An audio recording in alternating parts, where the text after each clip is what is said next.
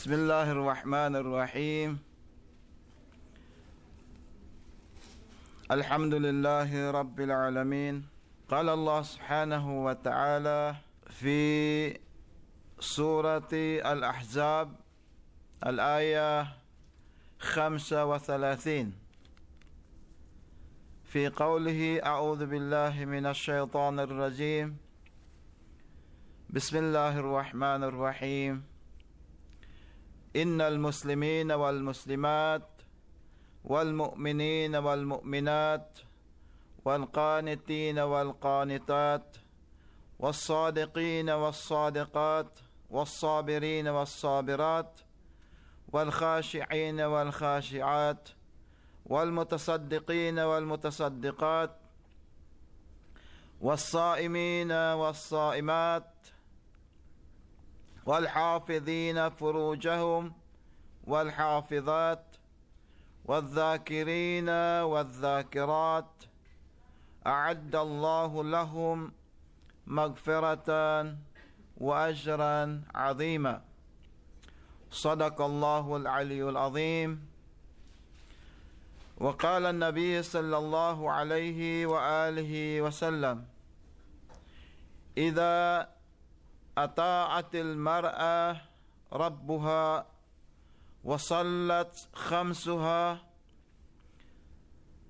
وحفظت عرضها دخلت الجنة ربها.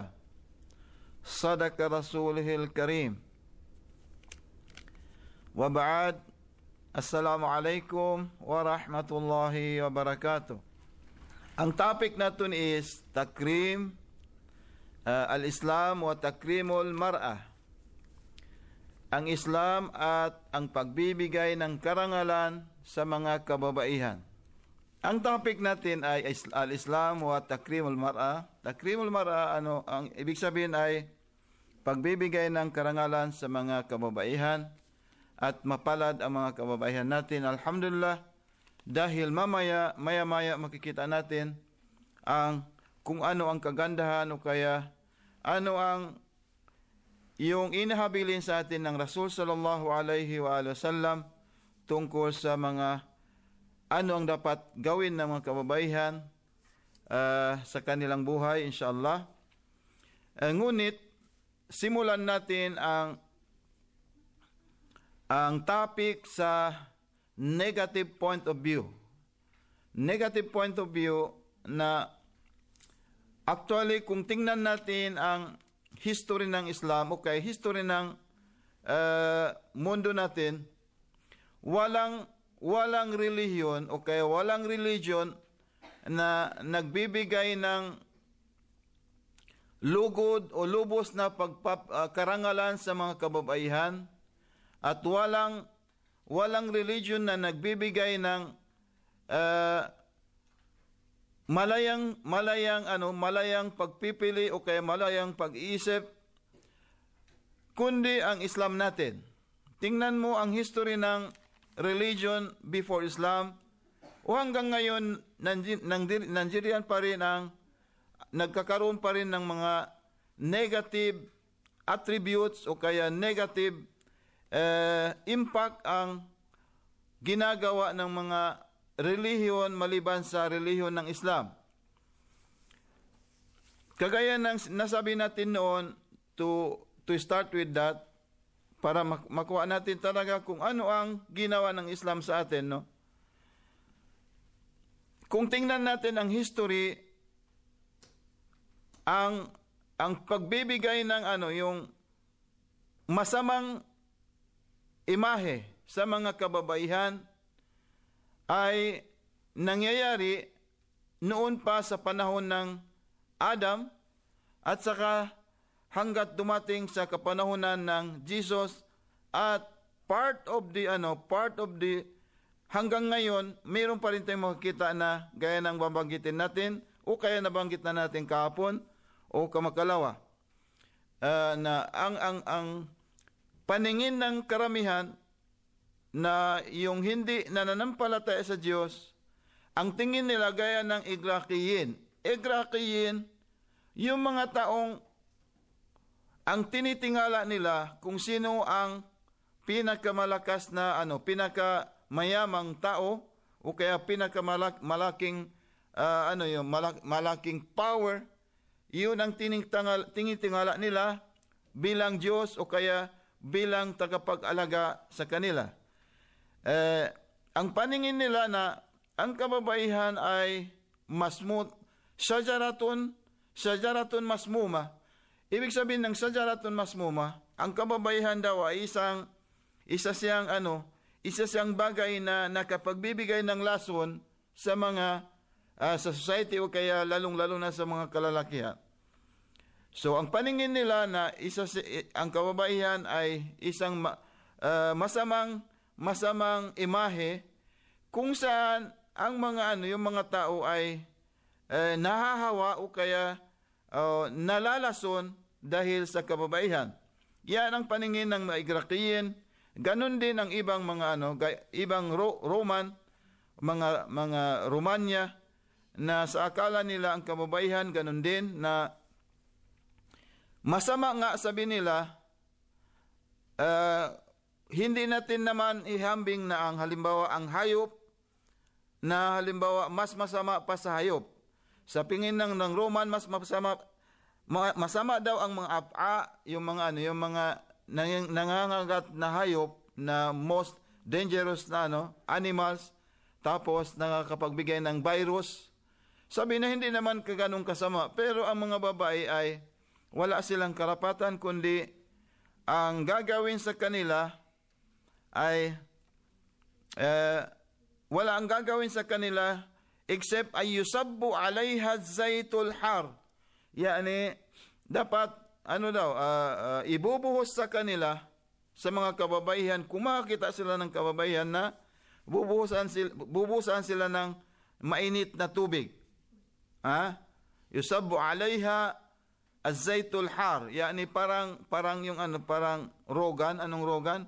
Oil na binababad sa yung apoy, tapos kumukulo, di ba?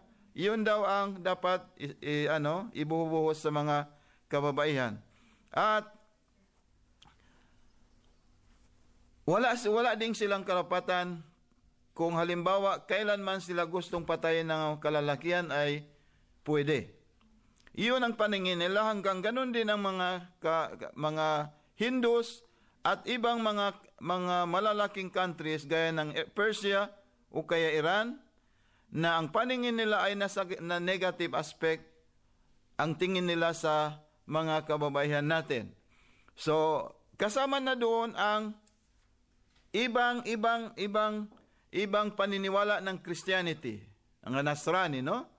So, mayroong sa kanila ang paniniwala na sa kababaihan na either ang kababaihan, it is between an animals and a human. Sabi nila, yung mga kababaihan, pwede mong sabihin na animals o kaya pwede mong sabihin mga tao at wala silang kaluluwa. At yun, ang mga paratang na ito ay sa totoo ay hindi yun makatarungan, at yun ay nanggagaling sa kanilang kuro-kuro, at yun ay dahil wala silang paniniwala, wala silang connection sa paniniwala ng anong relihiyon na makalangit na relihiyon.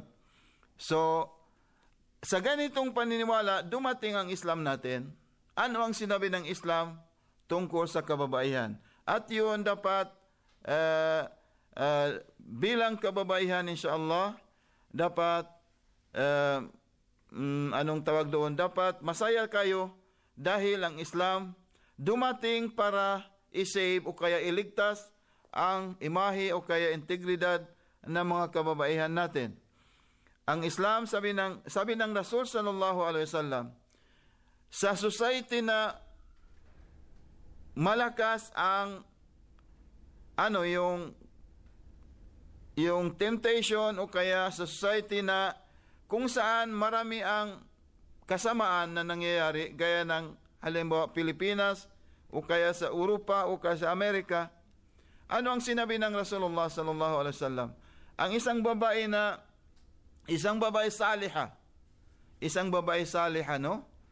Ibig sabihin ng saliha, yani palaging nananampalataya sa Diyos at matatag ang kanyang panindigan sa kanyang paniniwala.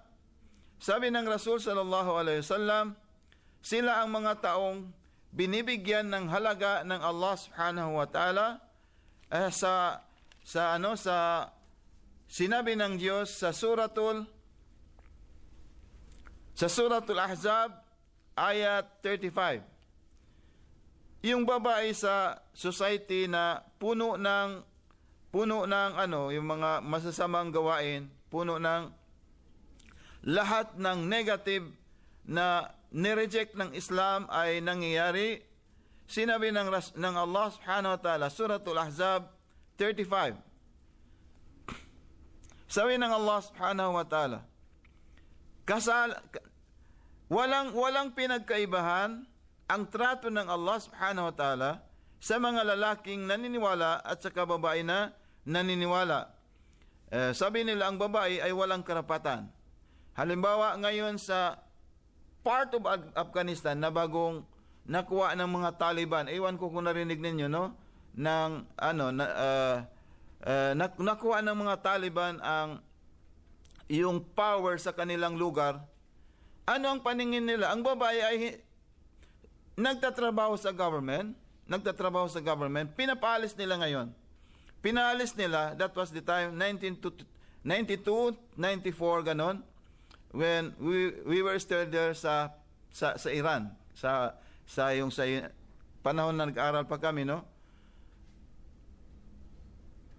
Yung kababaihan ay inalisan sila ng karapatan.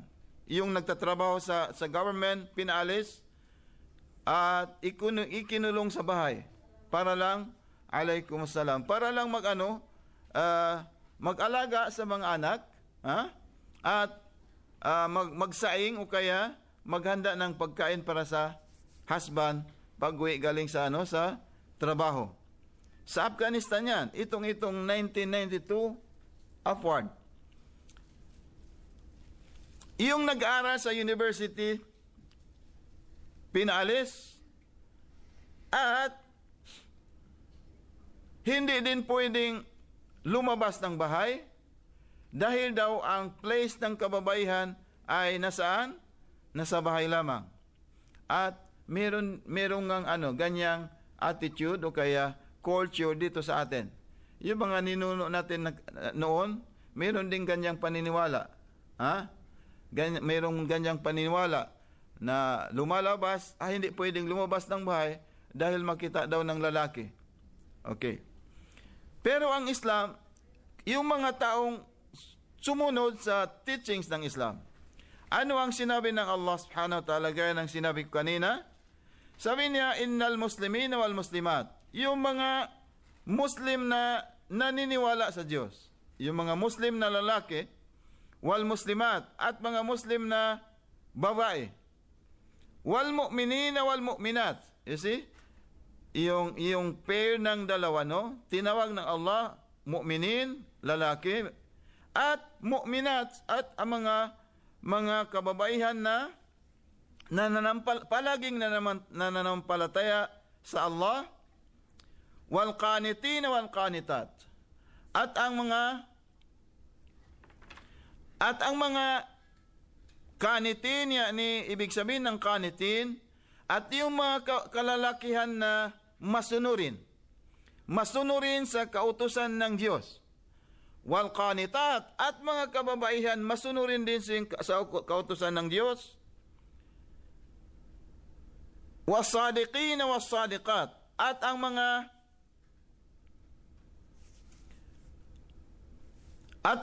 matatapat na kalalakihan. Sadiqin, yani sadiq, yani meron siyang paniniwala, yung paniniwala na yun ay paninindigan na niya hanggat sa ikakaalis ng kanyang buhay. As-sadiqin, yani siddiq, yung talagang matapat sa kanyang relihiyon. So, binanggit yun ng Allah, was-sadiqin was-sadiqat, kasama din ang babae. Yung mga lalaki na matapat sa kanilang relihiyon, wasadiqat, at mga kababaihan na matapat sa kanilang relihiyon. Wasabirin, wasabirina, wasabirat. At ang mga kababaihan na ang mga kalalakihan na saber. Yani, anong saber? Sabron. Yani, patient. Matatag sa paggawa o kaya pag matatag sa anumang problema dumarating sa kanilang buhay. Matatag sa paggawa ng ibadat o kaya pagsamba sa Diyos. Wasabirat, at ganun din ang mga kababaihan na matatag sa kanilang paniniwala. Wasabirin na wasabirat, walkhashi'in na walkhashi'at. At saka yung mga kalalakihan na kahit ano pa mang gawing, kahit gaano man kasamang society, nandoon pa rin sila, nandoon pa rin ang takot nila sa Allah subhanahu wa ta'ala. Ay hindi sila matitem o kaya pinapanindigan nila ang kanilang paniniwala at hindi sila nakukuha ng anumang ng society. Wal khashi'ina, nandoon pa rin ang babae, wal khashi'at, at ang mga kababaihan na matakutin sa Allah subhanahu wa ta'ala. Sabi ng Rasulullah, yung isang imra'atun salihah fi manba'il fawahish. Yani yung babae na naninirahan sa gitna ng isang society na punong-puno ng kalaswaan, punong-puno ng masasamang gawain. Pero nandoon pa rin pinapanindigan pa rin niya ang kanyang paniniwala, being a Muslima. So, sabi ng Allah, wal khashi'ina, wal khashi'at, wal mutasaddiqina, wal mutasaddiqat. At yung mga kalalakihan na malalakas sila gumagawa ng mapanggawa. Yung pagkapang, yung mga nagbibigay sila ng donation. Kawanggawa, gaya ng zakat, or khums, Islamic taxes, o kaya palimos, o kaya anumang donation para sa Islam. Kasama rin ang babae. Wal mutasaddiqat. Nandoon pa rin ang babae sa Suratul Ahzab yan, page or verse 35. Hindi pa yun. Wasa'imina wasa'imat. Kung kailan binanggit ang lalaki, nandoon pa rin ang babae. At ang yung mga kababaihan at kalalakihan na nag-aayuno. Gumagawa sila ng fasting. Sa buwan ng Ramadan. Ang pinagkaibahan lang, ang babae ay hindi sila nakakapelpek ng kanilang pag-aayuno. Pero sa mga kalalakihan, kung minsan, marami pang ginagawa nila. Kung minsan, 3 months. Kung minsan, merong ng mga students namin nakagawa ng 3 months. From Rajab. From Rajab, Sha'ban at saka Ramadan. Kami hindi kayo nakapelpek. Kung minsan, sa Rajab, mga 5 lang, 10, ganun. Pero kung makuha mo yon, yung last 3 days ng Sha'ban, magpuasa ka ng last 3 days, konektado na sa Ramadan, para ka rin nakapagpuasa, nakapagpasting ng 3 months. Yung hadis na yon, marami ang in-observe yung hadis na yon. Isa na ako doon. Kasi yung straight na 3 months, patay kang bata ka. Parang buto-butang matitira sa'yo. Ayun. Yung ang problema yung mga medyo matambok. Mataba. Walang problema. Wala akong wala akong sinasabi.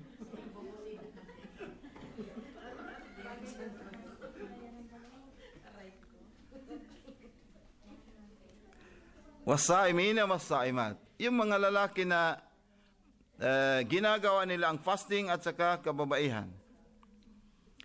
Walhafidhina furujahum walhafidhat. At yung mga kalalakihan na sa gitna ng masasamang society, nagawa pa rin nilang panindigan ang kalinisan ng kanilang masisilang bahagi. Napanatili nila pa rin ang kanilang kalinisan bilang lalaki. Ganon din ang kababaihan. Walhafidhat. Walhafidhat, yung kababaihan na napoprotektahan pa rin nila ang kanilang integrity bilang kababaihan ng Muslim. Nandoon pa rin ang kanilang hijab. Hindi pa rin pinapakita sa ibang tao. Kahit pa kanilang first cousin, second cousin, or relatives, or kahit gaano pa ka-close.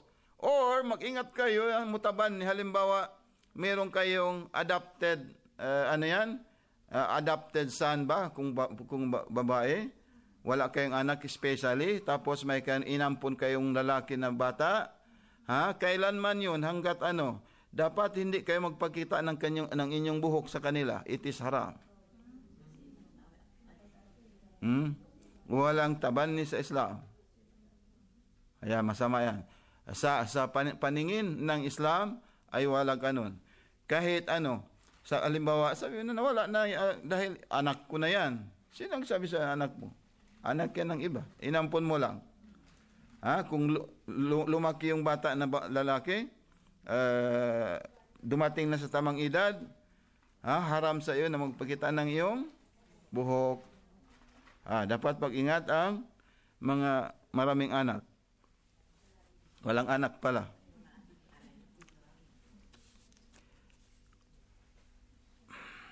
So, yun. Was-saimina was-saimat, wal-hafidhina furujahum wal-hafidhat, wal-dhakirina wal-dhakirat. At ang mga kalalakihan na palagi silang nag-aalaala sa Allah subhanahu wa ta'ala. Yani, pagdating ng 5 waktu, yung 5 obligatory prayers ay ginagawa pa rin nila. Sa gitna ng lahat ng yung mga kabisihan, nandoon pa rin ang kanilang inaalala pa rin nilang Allah subhanahu wa ta'ala. Itong pag-aalala sa Allah subhanahu wa ta'ala, ito ang 5 times na ginagawa natin na within 24 hours. Wadhakirat, at saka mga kababaihan na ganun din ang ginagawa nila. Hindi yung Maghrib at saka isa lang dito, no? Yung mga bagong yakap sa Islam, kahit hindi pa kayo marunong. Pilitin talaga ninyo na makuha ninyo ang yung 5 times na yun, kahit mag-isa kayo. Ilalagay niyo ang salamin sa unahan, tingnan mo kung paano ka magsambayang na mag-isa. Ayun. Kahit dalhin mo ang kudego na yon, at least, nagawa mo ang isang obligation mo sa Allah subhanahu wa ta'ala. So, ano ang sinabi ng Diyos dito? Ano ang gantimpala na ibibigay ng Allah subhanahu wa ta'ala? A'addallahu lahum magfiratan. A'addallahu lahum magfiratan wa ajran azima. Sabi ng Allah subhanahu wa ta'ala, ibibigay sa kanila ng Allah ang malaking kapatawaran. Ibibigay sa kanila ng Allah subhanahu wa ta'ala yung nabanggit natin lahat, ang kapatawaran galing sa Kanya at malaking gantimpala. So imagine, yung masamang paningin, yung masamang imahe sa paningin ng Western countries sa mga kababaihan, here comes Islam na iniligtas nila ang integridad at ang dignidad ng kababaihan. So it is only Islam. Sa totoo, walang ibang relihiyon na nagbigay ng ganitong karangalan o kaya parangal sa kababaihan natin. So kagaya ng sinabi ng Rasul sallallahu alaihi wa sallam, sabi niya, ang isang babae idha ata'at rabbuha. Ang isang babae, kung masunurin siya sa Diyos niya, kung masunurin siya sa Allah subhanahu wa ta'ala, idha ata'atil mar'atu rabbiha, kung masunurin ang isang babae sa kanyang Diyos. Wasallat khamsuha, at nagdasal sila ng khamsa. Anong khamsa? 5 times. Within 24 hours. Wasallat khamsuha, at ginawa nila ang 5 times daily prayer. Wahafidhat irduha, at prinotektahan nila ang kanilang dignidad. See? Yung kanilang karangalan bilang babaeng Muslima. Protektahan yani, erdun yani, yung ang isang babae sa gitna ng society na un-Islamic society, pero nagawa pa rin niyang protektahan ang kanyang sarili. Nandun pa rin siya, nagpapakita ng kanyang hijab. At proud siya naging Muslim. Ano ang sinabi ng Rasul sallallahu alaihi wa sallam? Dakhalatil jannah rabbuha. Ano bang magagawa ng Diyos? Ano ang gagawin ng Allah subhanahu wa ta'ala sa inyong kababaihan? Wala.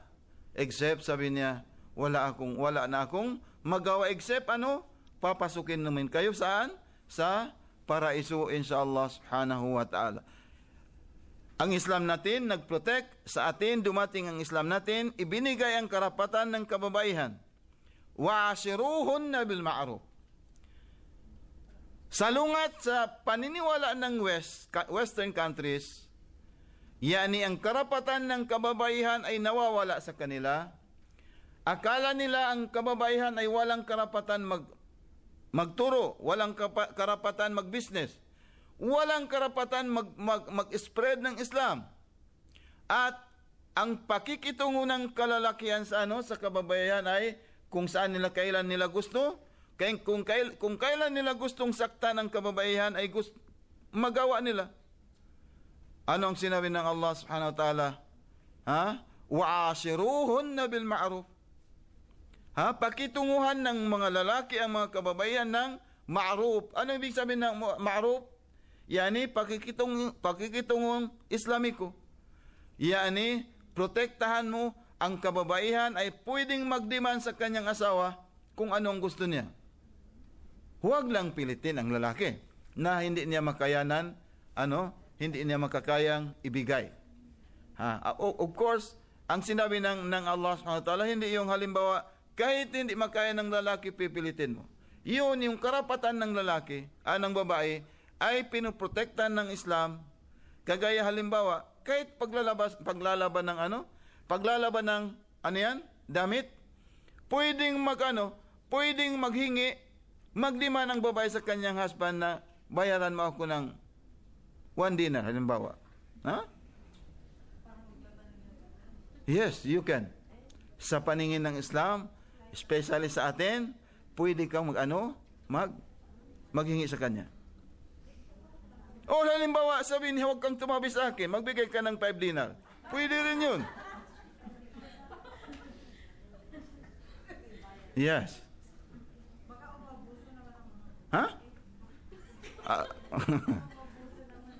Hindi naman yan. At least, ang ibig sabihin doon, ang isang karapatan ng babae ay hindi dapat mawawala yun.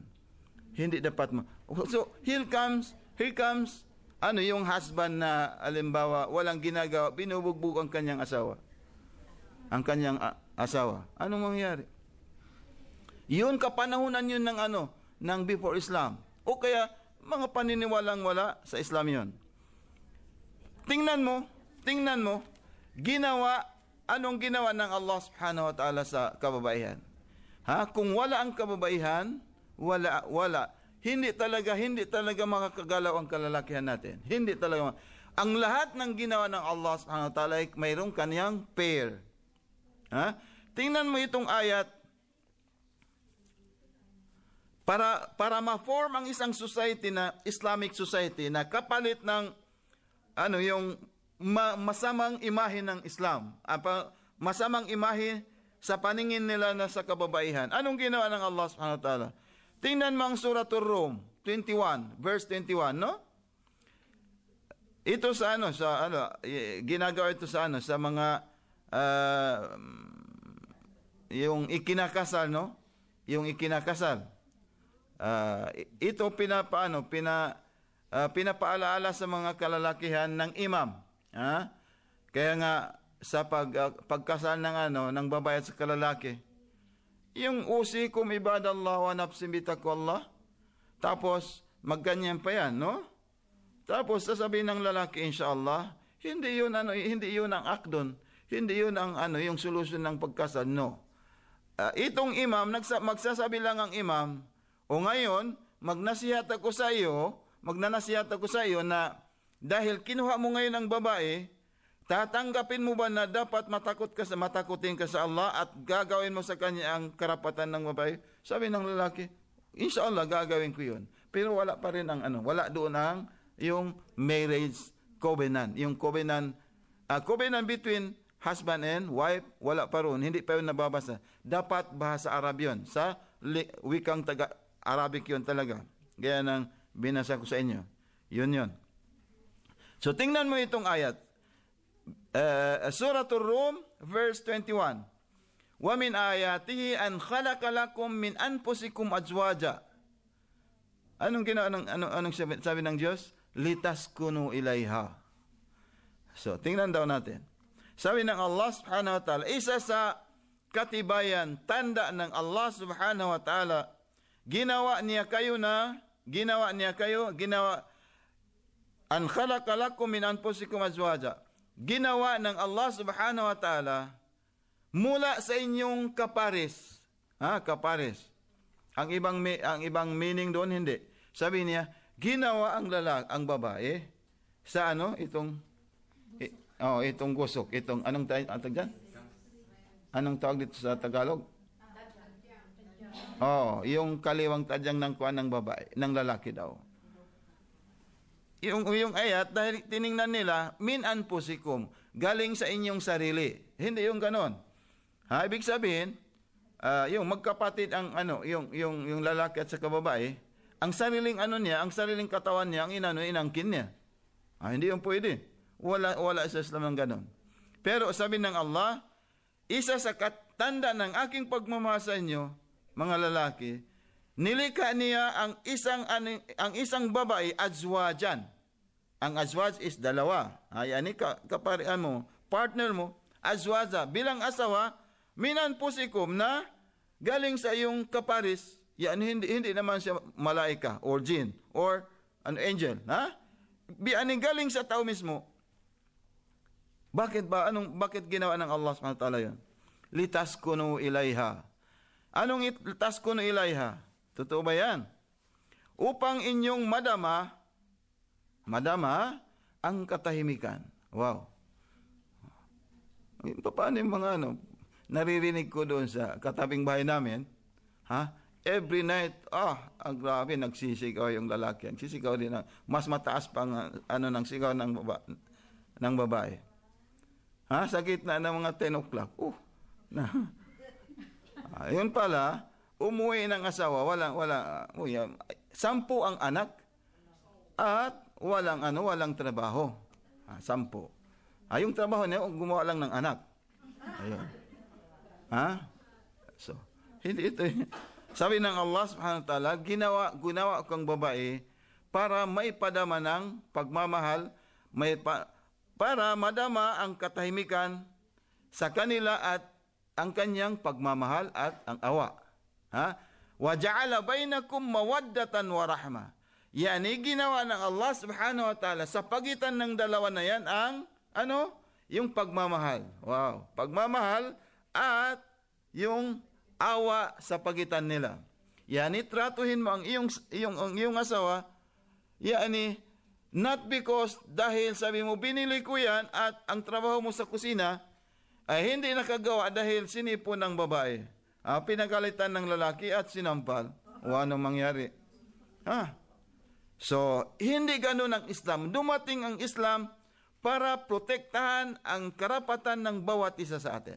Lalaki man o babae, mayroon siyang karapatang mabuhay ng matiwasay at mabuhay na protektado ang kanyang karapatan. Yan ang Islam natin. So, dahil doon, sabi ng Rasul sallallahu alaihi wa sallam, yung mga kababaihan at kalalakihan. Ano ba ang sinabi niya? Bilang tanda, bilang uswa, bilang model ng lahat. Bilang sunnah. Saan yung nagsabi kahapon ng sunni? Ayan, sunnah. Ha? Bilang sunnah. O kaya yung tradition, kagagawan ng Rasul sallallahu alaihi wasallam na ipinamalas niya o kaya ipinakita niya sa kanyang anak na sino? Sino ang anak ng Rasulullah? Hazrat Fatimah Az-Zahra. Alam mo ang sinabi ng Rasul sallallahu alaihi wasallam? Sabi ng Rasulullah, Fatimah bahzatu qalbi. Ha? Sabi niya, ang Fatima, yani babae, ang Fatima bahzatu qalbi. Ang bahja, ibig sabihin ng bahja, yani kung wala doon ang isang ano na yan, ang isang bagay na yan, ay hindi ka talaga mapalagay. Hindi ka talaga mapapalagay dahil sa iyong pagmamahal at gusto mo nakikita mo siya palagi at secured siya. Bahjatu qalbi yani lubos na minamahal ng Rasulullah ang kanyang anak na si Fatima. Yan pinapakita niya yon.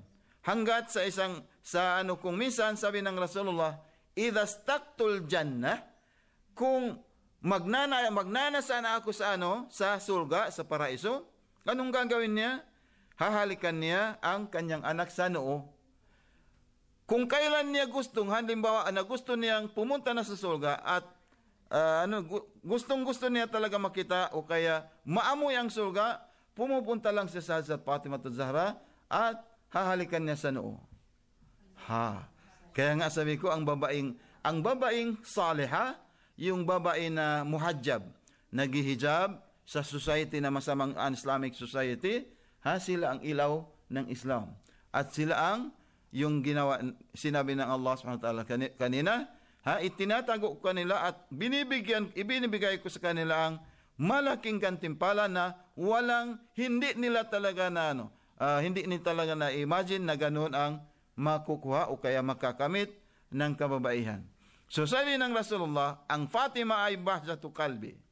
At wabnaha, ang dalawang anak niya sino? Sino nga ng dalawang anak ng Fatima? Imam Hasan at saka Imam? Sino? Mabuti pa ikaw Hasan, o kaya ikaw Hasan, ikaw nga Isaid. Kasi dalawa man yun, magkapatid. Diba? Ang dalawang anak, wabnaha. At saka ang dalawang anak ni Fatima, sino? Si Imam Hasan at saka Imam Hussein. Thamaratu fuadi. Yan ang bunga ng aking pagmamahal. Ang bunga ng aking puso. Sabi ng Rasulullah, wa ba'luha, at ang kanyang asawa na sino? Sino ang asawa ng Hazrat Fatima? Imam Ali alayhis salam, yung first imam ng Ahlul Bayt, Nuru Basari. Siya ang ilaw o kaya siya ang mata na nur. Yani siya ang liwanag ng aking paningin. Liwanag ng paningin ng Rasulullah ay Hazrat Imam Ali alayhis salam. At wal a'immatu min wildiha, at yung mga imam galing sa lineage, galing sa mga anak ng Imam Hussein ay umana o rabbi. Umana yani anong umana? Amin. Yani trusty ng Allah subhanahu wa ta'ala, wa hablun mamdud, at saka isang lubid, parang isang lubid na ibinaba ng Allah subhanahu wa ta'ala galing sa kalangitan papunta dito sa kalupaan para sa mga tao. Wa hablun mamdudun bainahu, sa pagitan ng Allah, wa baina khalqihi, at saka sa pagitan ng mga tao. Yani ikinunek o kaya ipinag-connect ng Allah subhanahu wa ta'ala sa pagitan ng babae na isang babae na Hazrat Fatimah Az-Zahra, na yung tinawag ng Quran Al-Kawthar. Inna a'tainakal kawthar, ibinigay ng Allah subhanahu wa ta'ala ang mabuting kabutihan. Yani ang mabuting kabutihan sa loob ng Quran ay kababaihan, Hazrat Fatimah Az-Zahra. Kayo yun. Kayo yung mga kababaihan. So, ang mga imam na nanggagaling sa lineage, sa lineage ng Fatima, ay nagiging trusty ng Islam, nagiging trusty ng Allah subhanahu wa ta'ala. At nagiging representative ng Allah subhanahu wa ta'ala sa pagitan niya at saka yung nilikha. So, anong sinabi ng Rasulullah?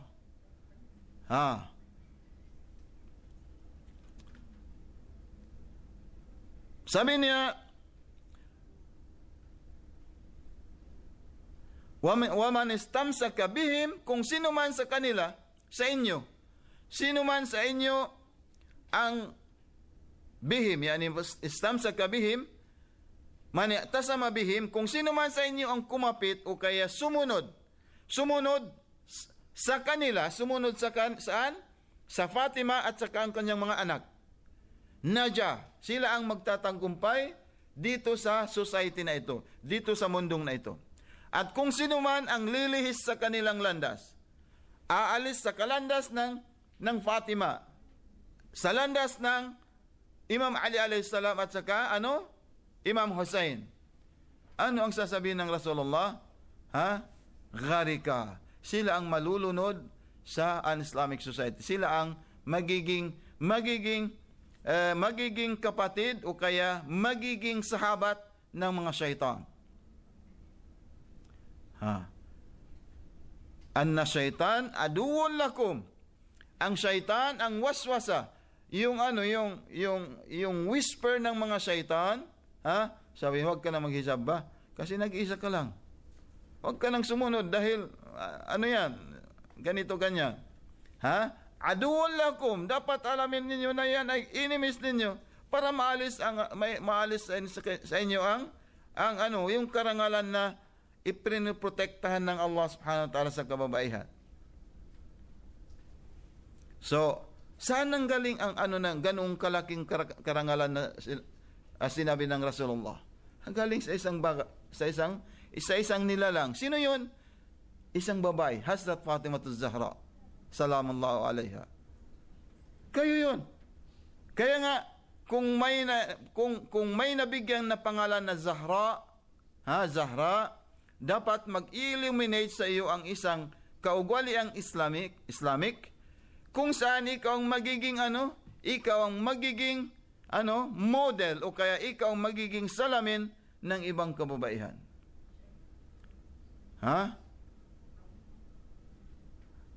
Kayo, alhamdulillah. Kayo, gaya ng sinabi ko kahapon, ang Islam ay umaasa sa inyo dahil niligtas tayo ng Islam at meron tayong obligation na dapat gampanan ng bawat isa sa atin. At hindi yun magagawa ng isang tao lang, isang lalaki lang. Dapat nandoon ang babae. Kasi kung magsasabi ang isang lalaki na ang babae ay dapat nakahijab, walang nakikita. Kaya nga, kung minsan nagtatablig kami, pinapasama ko yung mga kababaihan. Yung pinapasama na namin ang Fatimiyya, yung group ng mga Fatimiyya, pero naka-good hijab at nakikita nila, ganyan ang hijab, ganyan ang paghijab ng kababaihan.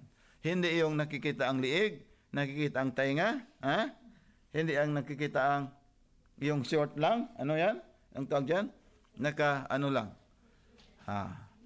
Naka-t-shirt lang, no?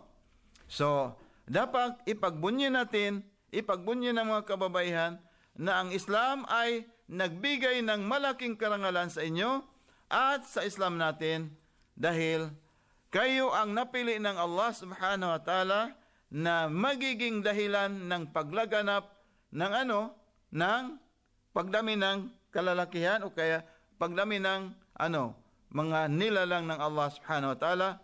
Kaya nga ang babae at sa kalalaki dapat magkasama at masunurin at dapat gampanan nila ang kanilang karapatan bilang isang nilalang o kaya bilang isang alipin ng Allah subhanahu wa ta'ala. So ulitin natin ang sabi ng Rasulullah, idha ata'atil mar'a rabbuha, kung ang isang lalaki, ang isang babae na masunurin sa kautusan ng kanyang Diyos, at ginawa niyang 5 times na prayer every day, at prinotektahan niya ang kanyang karangalan, anong sinabi ng Rasulullah? Dakhalatil jannah rabbuha. Papasukin ng Allah subhanahu wa ta'ala at ibibigay sa kanya ang ajrun azim, at ibibigay din sa kanya ang kapatawaran. At yun, nakasalalay sa sinabi ng Rasulullah kanina, na dapat tayo ay followers tayo ng Hazrat Fatimatus Zahra, dahil ang Hazrat Fatimatus Zahra ay nagiging espesimento ng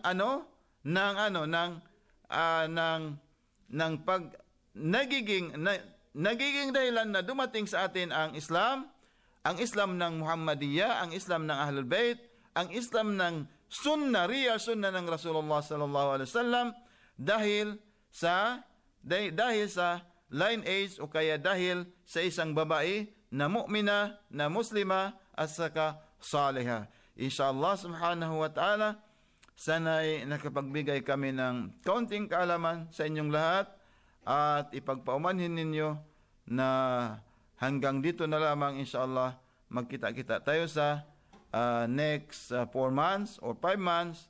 Inshallah subhanahu wa ta'ala, maghingi tayo sa Allah ta'ala na sana ibigay pa sa atin ng pagkakataon, at gagawin tayo isang espesimento at magiging kasangkapan ng Islam dito sa mundo na ito, at lalong-lalo na doon sa ating mundo, o kaya doon sa ating lugar, Pilipinas, inshallah subhanahu wa ta'ala. Wa qala rabbukum ud'uni astajib lakum. Amin ya Allah, amin ya rabbal alamin. Allahumma salli ala Muhammadin wa ala Muhammad wa ajjil farajahum waj'alna min ansarihi wa awanihi wa min muhibbihi wa min syi'atihi. Allahumma ansuril Islam wal muslimin wa akhdhulil kuffar wal musyrikin. Allahumma ighfir lana warhamna wa atina wa'fu 'anna fid din wad dunya wal akhirah. Allahumma salli ala Muhammadin wa ala Muhammad. Allahumma kun li waliyyika al-Hujjat ibn al-Hasan salawatuka alayhi wa ala abaihi fi hadhihi as-sa'ati wa fi kulli sa'a waliyan wa hafidha wa qa'idan wa nasira wa dalilan wa 'ayna hatta tuskinahu ardaka taw'a wa tumatti'ahu fiha tawila. Wa sallallahu ala Muhammadin wa alihi at-tahirin walhamdulillahi rabbil alamin. Salawat.